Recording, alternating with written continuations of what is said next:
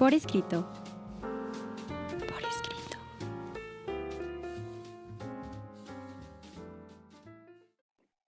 Estamos en Radio Anáhuac, bienvenidos a un programa más de Por Escrito. El día ¿Qué de hoy nos tal? acompaña. Estamos publicando y seguimos atrapando lectores para nunca dejarlos ir. Mi nombre es Cecilia Durán Mena. ¿Cómo están? Me da mucho gusto saludarles. Yo soy Raúl Un Sanz. servidor, Juan Carlos Padilla. Síganos en nuestras redes sociales, por favor. Por supuesto, hágalo a través de Facebook, Revista Por Escrito, Twitter, @Por Escrito, Instagram, @Revista Por Escrito. Escúchenos en Spotify, síganos también en nuestros canales de YouTube, todas las multiplataformas, usted ya sabe. Y dos atentas invitaciones a que nos escuche a través de Radio Anáhuac los miércoles y también que lo haga el mismo miércoles en punto de las 9 de la noche a través de Código Libre. Síganos, por favor. Hay días afortunados y días desafortunados. ¿Cómo amanecieron hoy? ¿Te cae nubecita arriba? Vamos a nuestros pretextos literarios. Pretextos literarios.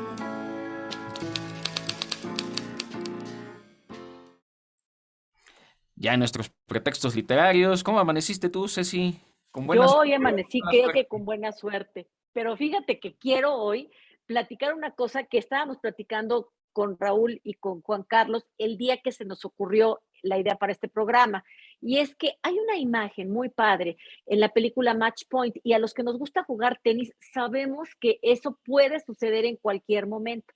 Resulta de que tú das tu mejor passing shot, le pegas durísimo a la pelota con la raqueta y y de repente la pelota pega en el cintillo de la red y no sabes si va a caer en el terreno de tu contrincante o va a caer en el tuyo.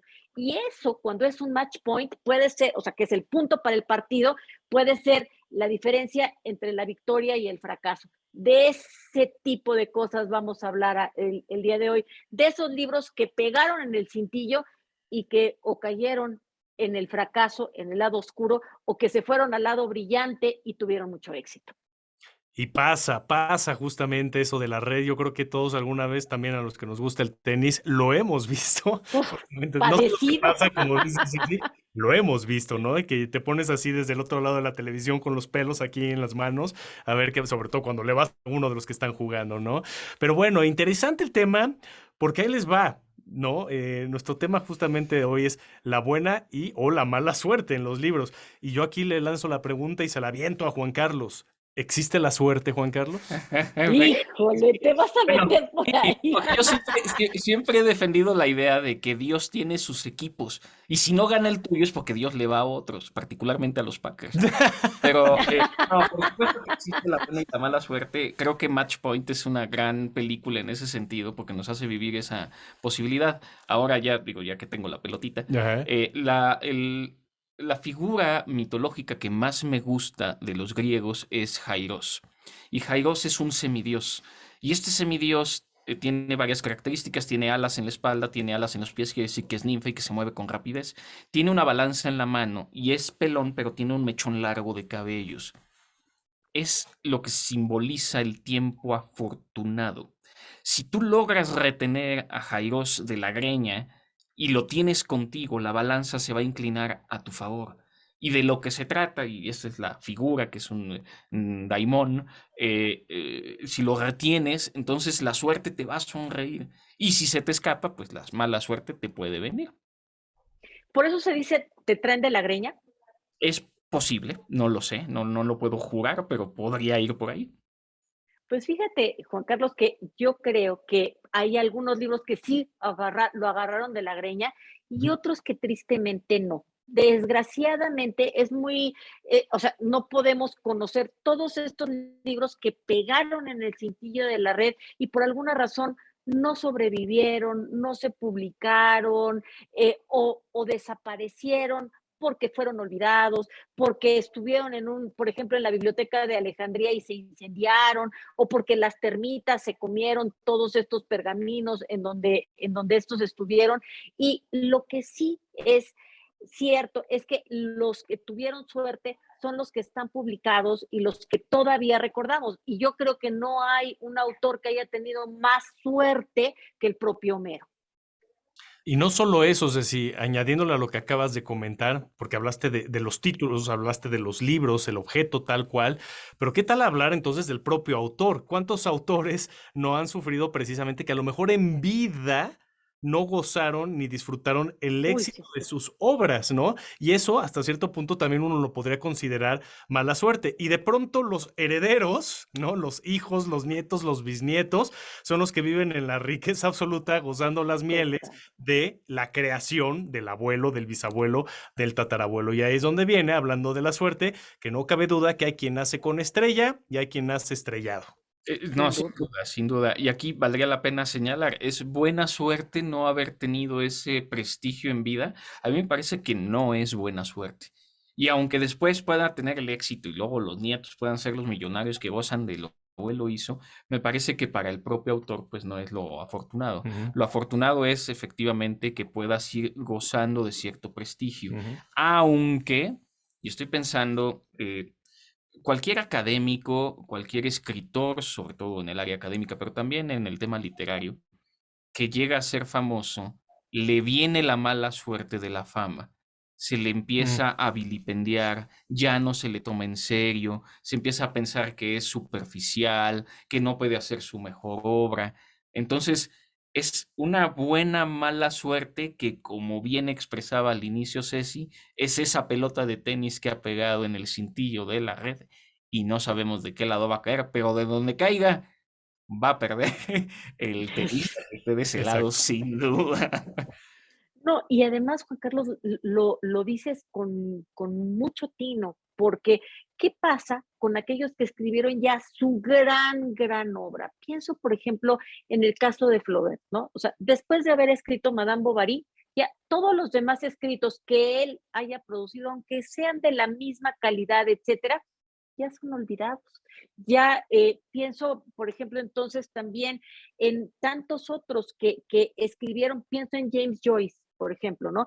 Joyce, que después de haber escrito el Ulises, ya la historia del estudiante adolescente ya si la hubiera escrito otro autor, uff, sería, bueno, alabadísima y todo, pero al ser del mismo autor, una obra tiene muchísima suerte y la otra ¡pum!, se pega en el cintillo y cae del lado oscuro. A mí Juan Carlos me hizo pensar en J.K. Rowling, ¿no? Que justamente Uy, la estaban encasillando ya en el maguito, en Harry Potter, y que no le querían publicar nada más, y ella quería empezar a escribir cosas distintas, y entonces tiene que utilizar el seudónimo de Robert Galbraith para empezar a crear otro tipo de narrativa, otro tipo de géneros, y le estaba empezando a ir muy bien, hasta que hubo un periodista que descubrió que era ella, Robert Galbraith, y se le vino el teatrito abajo, ¿no? Entonces que eso también puede ser mala suerte, que vas despuntando bien hacia otro género con un seudónimo y alguien te destapa y regrésale al maguito y a todos los libros sí, que se desprenden del mismo. Sí, yo originalmente pensaba en Humberto Eco, que ya lo tachaban como de superficial, Mm. porque pues cobró mucho éxito, porque además era las dos cosas, era un gran semiólogo y además un gran escritor. Estoy pensando, es lo que le ocurre ahorita a Byung-Chul Han, que sí creo que además sus mejores obras fueron las primeras y luego se sí, vuelve la necesidad de escribir y entonces ya Mm. escribes sobre cualquier cosa y pierdes esa profundidad y entonces es una buena, mala suerte que vas teniendo. Y estoy pensando ya específicamente en cuestiones literarias, ¿cómo se puede relacionar esa buena mala suerte con el tema del destino? Que creo que es un tema que no hemos abordado en algún Ujú. programa y valdría la ujú, pena. ¿Fue buena o mala suerte que Bilbo se encontrara el anillo en la cueva de Gollum, por ejemplo? ujú. Sí, claro. Y tantos ejemplos de autores que con una serendipia fue que lograron, o también con perseverancia. Y me quedaba pensando cuando decía Raúl de J.K. Rowling, también fue una suerte, porque ella estuvo perseverando y perseverando y llevaba el escrito del maguito para un lado y lo llevaba para el otro y a nadie le gustaba. Y fue una suerte que un editor español lo encontrara para editarlo y en una editorial pequeñita, chiquitita, etcétera, y de repente esto se convirtió en todo el boom que ya conocemos, en el rescate de la lectura, que eso es lo que le debemos a esta mujer. Y eso fue una serendipia, fue muy buena suerte. Se nos está acabando el tiempo y sería muy interesante retomar este último ejemplo que puso Juan Carlos de El Hobbit, de Bilbo, que se encuentra el anillo, y ahorita irlo relacionando justamente porque yo ya no cerré eso, abrí con una pregunta el programa y me gustaría nada más dar cierre al ratito que platiquemos en conversaciones sobre el destino, precisamente lo que uno hace o la suerte si realmente existe. Yo no reniego la suerte, pero tengo mis dudas de que realmente exista. Entonces, ahí lo dejo para el ratito. ¿Saben cuál es mala suerte? ¿Ubican todos Lilo y Stitch? El pobre Sí. hombre que pierde el helado cada vez que aparece en pantalla. Eso es mala suerte. Pero vamos a la siguiente sección.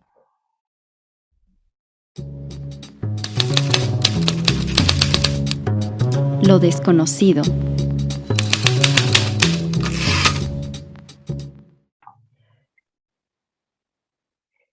El autor desconocido con mala suerte que escribió libros que tuvieron muy buena suerte. A ver, ¿de quién estoy hablando?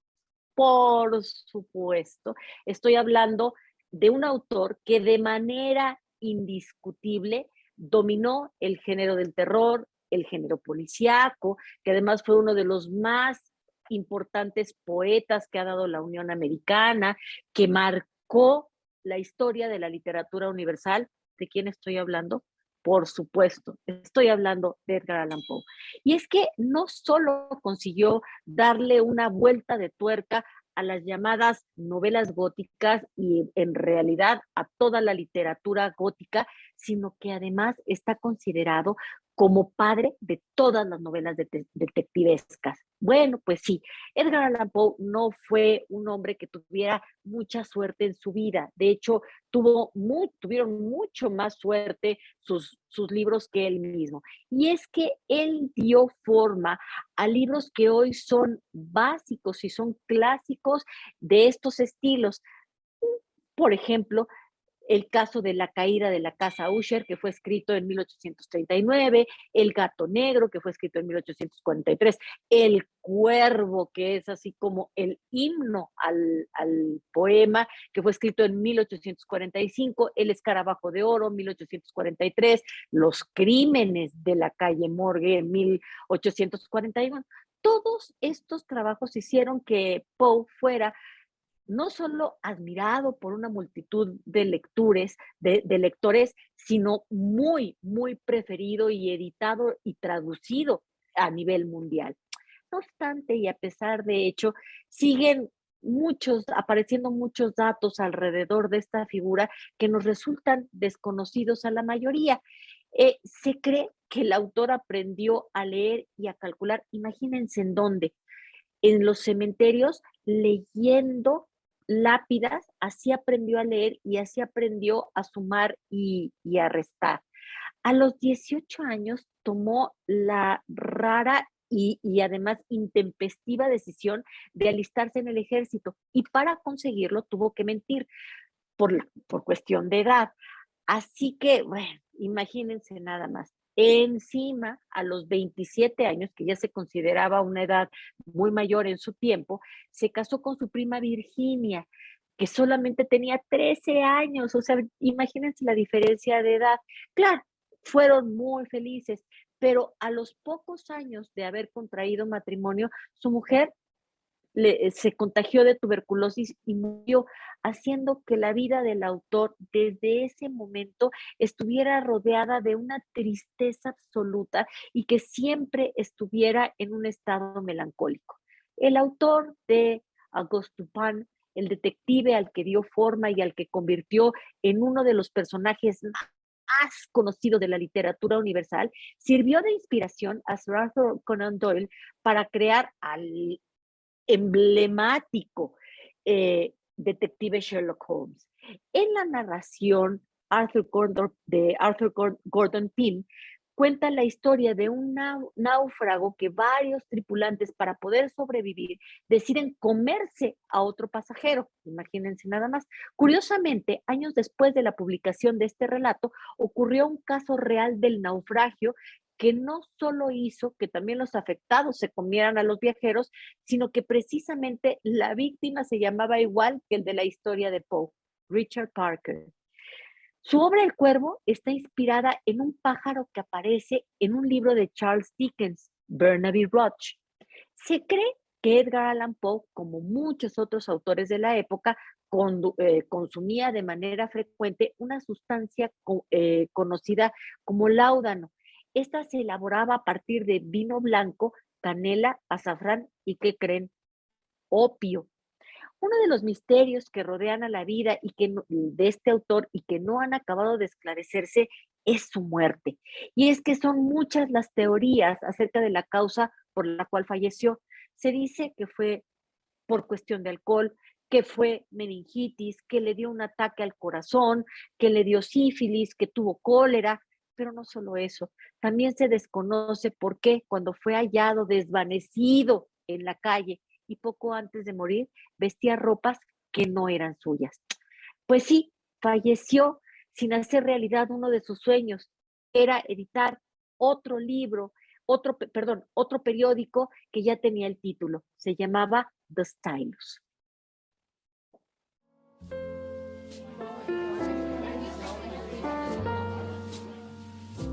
Conversaciones.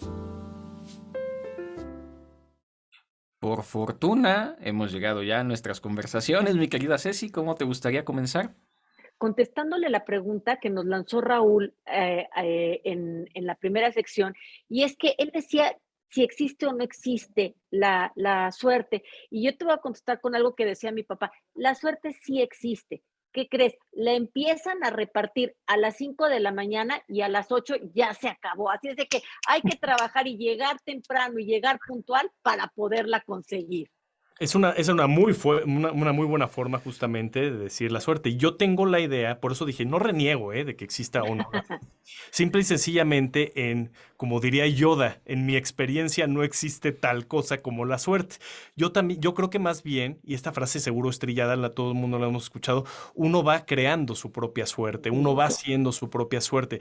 Yo creo que más bien todo lo que nos pasa en la vida es una serie de toma de decisiones, algunas acertadas, otras correctas, y dependiendo de la decisión que tomemos, los panoramas se van a ir diversificando, ¿no? Van a ir cambiando, ¿no? Por eso luego también dicen que el futuro es cambiante. Pues claro, porque uno a partir de las decisiones va cambiando todo eso. Entonces, yo no sé si la suerte como tal existe o no, pero creo más en esta frase trillada de uno va haciendo su propia suerte, lo cual me acabo de acordar de Dos Caras en Batman, en los DC Comics, este personaje villano, que su suerte, él decía lo mismo, ¿no? Yo voy haciendo mi propia suerte a partir de una moneda. Si lo tropicalizamos a México, ¿no? Si sale águila, hago esto, o si sale sol, hago esto otro, ¿no? Blanco o negro continuamente. Entonces, me parece que es una forma que ahorita me vino a la mente de entender cómo también eso no quiere decir que esté tomando una decisión consciente, sino que fíjense, ahí viene la parte irónica, sino que se lo deja a la suerte de una moneda.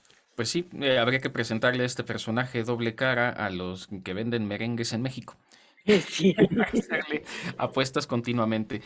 Eh, pero yo creo que sí hay esta situación desafortunada que muchas veces se da y que no es previsible.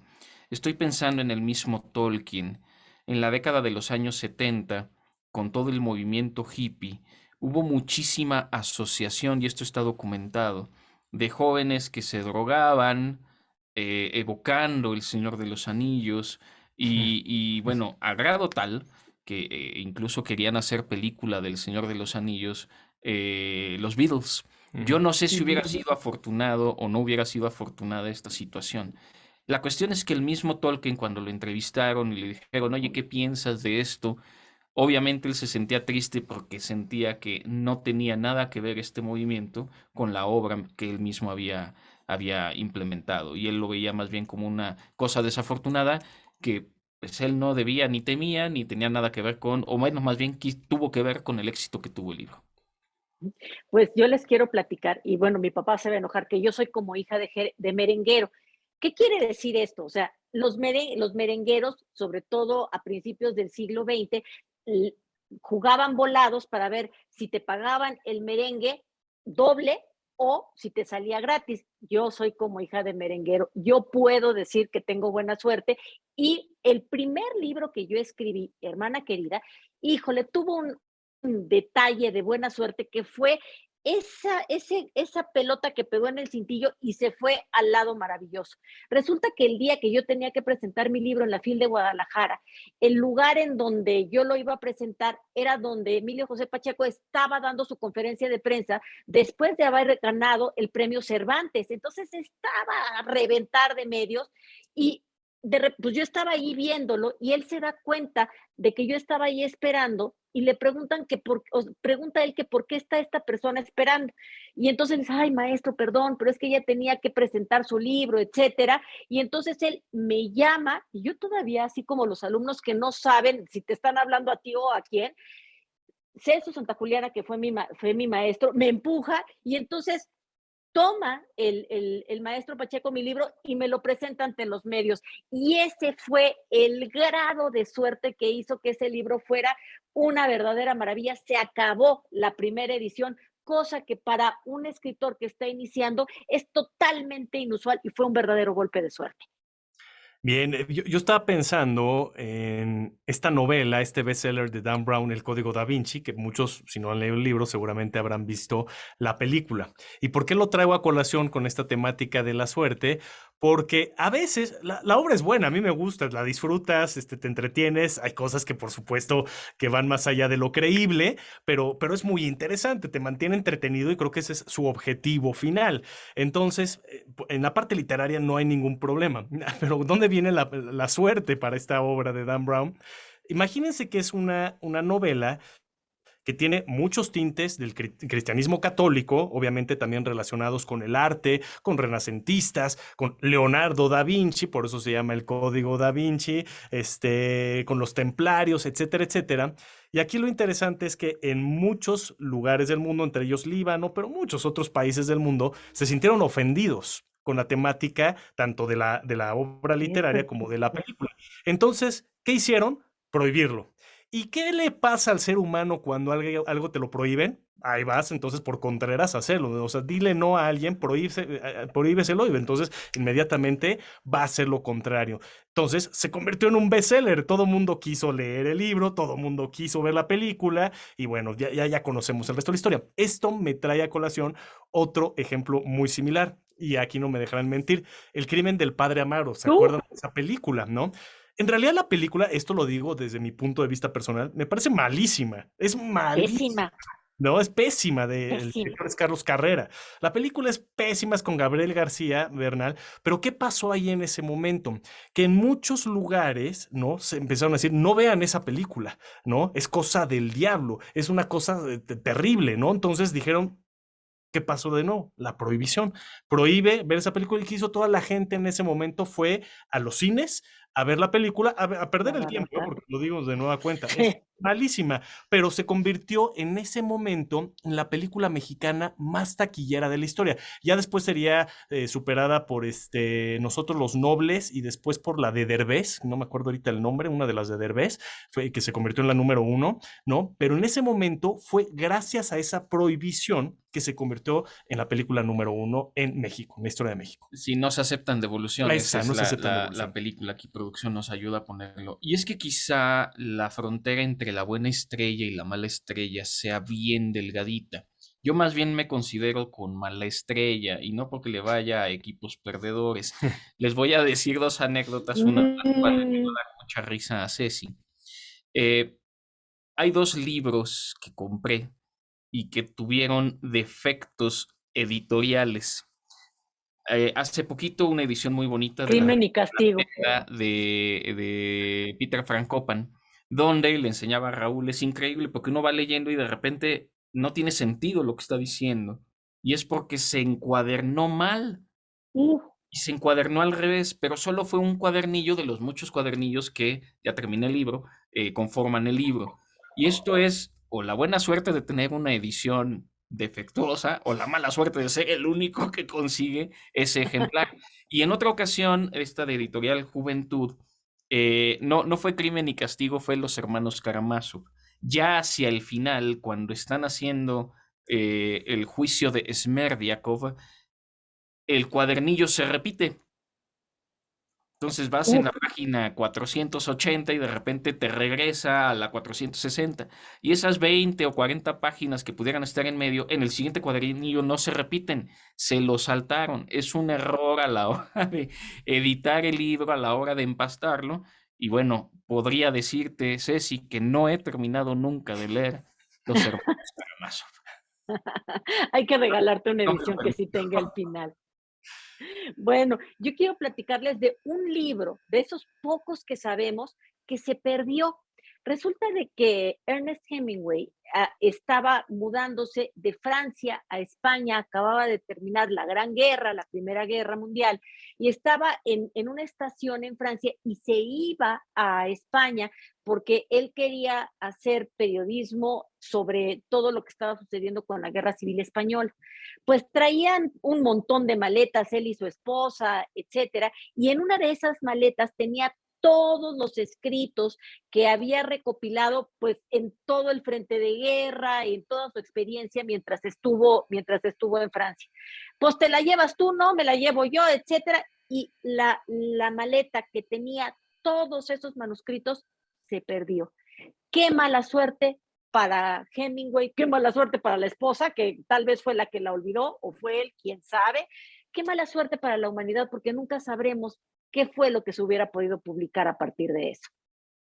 Creo que también valdría la pena hablar de la suerte del propio autor, del escritor, sobre todo cuando escribes novelas particularmente, pero bueno, en otros géneros también sería válido, ¿no?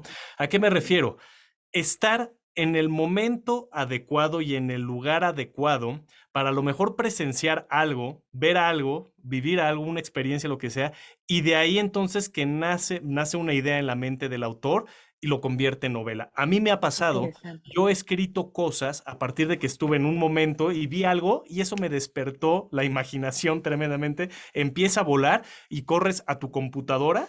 Bueno, en mi caso yo escribo a computadora, ¿no? Para poder plasmar esas ideas que de una simple imagen, ¿no? Lo extraje, lo traje conmigo después a la computadora y empecé a escribir una historia completamente de ficción, una historia que no tiene quizá nada que ver con lo que vi, pero que ese momento, esa instancia te da la idea. Yo creo que esto le debe pasar a la mayoría de los escritores en algún momento, porque sí, una de las cualidades que debe tener un buen escritor es ser muy observador, sumamente observador, voltear a ver a la gente, voltear a ver al mundo, voltear a ver las tendencias, voltear a ver tu entorno, tu país, tu región, y a partir de ello nacen ideas. Entonces, también estar en el momento adecuado, ¿no? En el lugar adecuado, con la gente adecuada, podría darnos la oportunidad a los lectores de tener extraordinarias novelas. El momento Súper de adecuado. acuerdo. Ahorita estoy pensando en dos personajes. Por un lado, Dante Alighieri.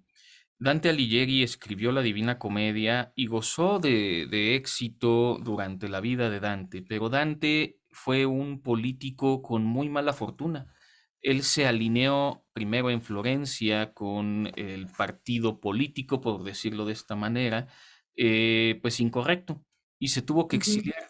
Y la suya fue una vida de exilio. El otro día leí un artículo que se llama El Uy, verdadero pobrecito. infierno de Dante, y el verdadero infierno de Dante no es el que escribió, sino el que él vivió. Y también me encontré que quiero conseguir, es un libro gráfico de los últimos 5 años de la vida de Oscar Wilde. Oscar Wilde es un libro español, ganó premio de novela gráfica, no recuerdo ahorita el nombre, lo vi apenas ayer. Eh, Murió finalmente, después de haber gozado de muchísimo éxito, alcohólico, prácticamente sin reconocerse Hola. a sí mismo. Y es porque en esa Inglaterra todavía nació en mala época para poder gozar de esta exterioridad que él finalmente quería, pues quería representar, ¿no? No solo del dandismo, sino que va más allá de esas fronteras. Pero me quedé pensando en esa buena o mala fortuna. Híjole, sí, tienes razón, porque Oscar Wilde, después de haber sido tan querido, murió pobre y murió solo y murió en el exilio también.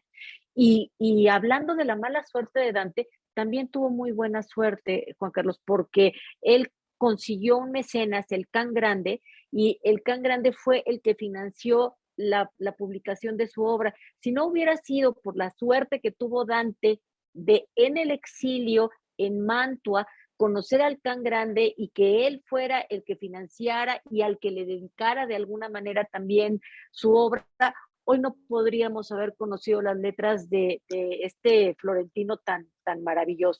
La Y delgada, hablando de delgada esto, línea de la fortuna, podríamos llamarle a Ujú, esto, ¿no? ujú. sí, y es que tuvo de las dos, caray, o sea, tuvo, porque efectivamente el exilio, si lees la comedia, el exilio es toda la amargura que se va filtrando a lo largo, no solamente del infierno, también se ve mucho en el purgatorio, y la redención en el paraíso es así como ver Florencia a lo lejos. Entonces, sí tienes razón, tuvo muy mala suerte y eso le causó mucha amargura, pero tuvo la buena suerte de ser arropado por un gran mecenas.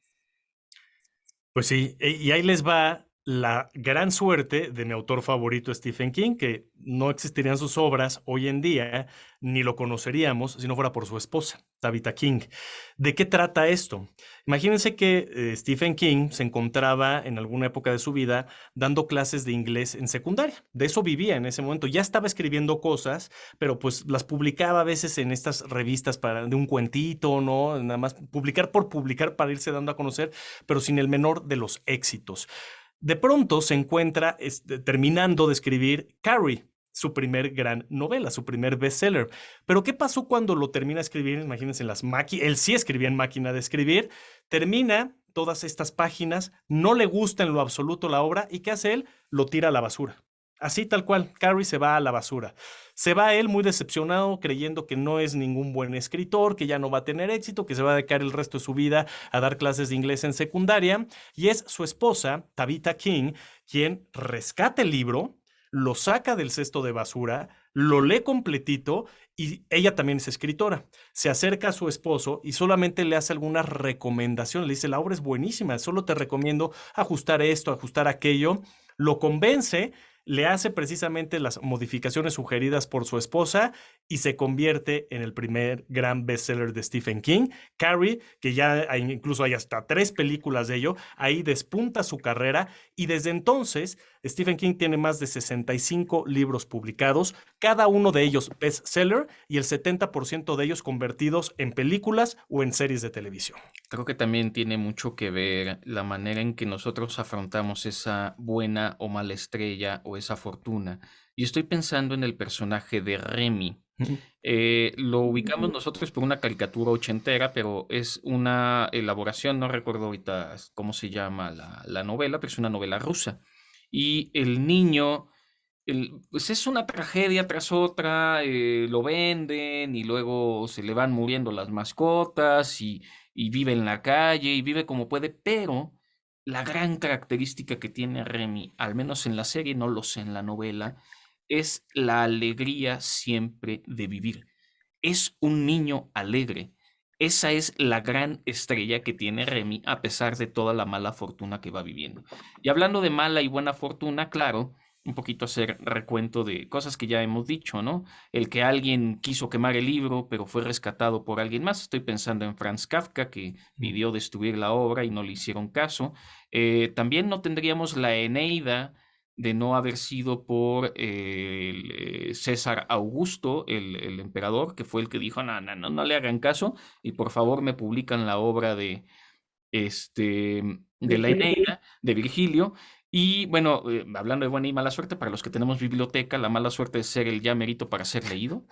Pertenezca al 80% de los libros de la biblioteca que no se han leído y acumulado, o bien la buena fortuna de, oye, vi este libro justo y lo leí, y a lo mejor estuvo bueno o no, eso es lo de menos, pero ahí está esa buena y mala fortuna, esa buena y mala estrella. No, imagínense nada más la buena suerte que tuvo 100 años de soledad. Resulta que Gabriel García Márquez también escribía a máquina y se le ocurrió, pues, ¿por qué no meter en un sobre toda la obra, ponerle una estampilla y mandárselo a Carmen Balcells, que era la editora en Barcelona? Y ya que lo había dejado en la oficina de correos, dice, Dios mío, no tengo copia. Bueno, imagínense toda la buena fortuna, que no se perdiera en el correo, que llegara con la editora, que le gustara a la editora y que lo quisiera publicar. No, no, no, bueno, 100 años de soledad y Gabriel García Márquez tienen una fortuna y tienen una suerte, pero bueno, del tamaño del sol. Y nosotros como lectores, pues también. Juan Carlos me dejó pensando en Remy, que era un niño muy feliz, y él era muy feliz, pero deprimió a casi todos los televidentes en aquella época, ¿no? Uy, sí, yo lloré. Pero bien por Remy, bien hecho, bien bajado ese valor. Yo solamente decir también que la suerte, y yo decía hace rato que uno hace su propia suerte, está en... Tú como autor, pienso en Tina Seskis, una autora inglesa que todo mundo tiene un libro que se llama Un paso de más, y todas las editoriales se lo rechazaban y se lo rechazaban y se lo rechazaban, hasta que ella opta por publicarlo ella misma de manera independiente, pagó todo absolutamente por su cuenta para poder publicarlo. ¿Y qué creen? Que se convirtió en un bestseller, y desde entonces ella es escritora de tiempo completo. Habría que hacer un programa de todos los editores arrepentidos, pero bueno, yo quisiera Híjole, hacer de alusión verdad. únicamente a una serie animada que se llama Violet Evergarden, que tiene un especial en particular que hace alusión a todas las cartas que durante la guerra que quieran, nunca llegaron a destino. Y es muy conmovedora la historia porque el personaje principal está buscando hacer una canción para una ópera, pero lo interesante aquí es toda la carga emocional que está vertida en estas cartas, y podemos imaginarlo en realidad, todas esas cartas que no llegaron a destino, la mala fortuna que tuvieron, pero toda la carga emocional que tenían. Despedimos el programa, por favor. Muchísimas gracias. Mi nombre es Cecilia Durán Mena y recuerden que estamos publicando autores y seguimos atrapando lectores para nunca dejarlos ir. Un gusto, como siempre, haber estado con ustedes. Yo soy Raúl Sanz. Gracias a todo el equipo de producción, de guionistas, a todos los que se involucran, porque sin ustedes no sería posible la realización de este programa. Nos vemos y escuchamos la próxima semana. Un servidor también se despide, no sin antes agradecer a Brandon, a Sofía y a Fabiane por hacer esto posible, que su vida literaria sea gozosa. Ultimátum. 3 suertes puede correr un libro de versos. Puede ser adjudicado al olvido. Puedo no dejar una sola línea, pero sí una imagen total del hombre que lo hizo. Puede legar a las antologías unos pocos poemas. Jorge Luis Borges.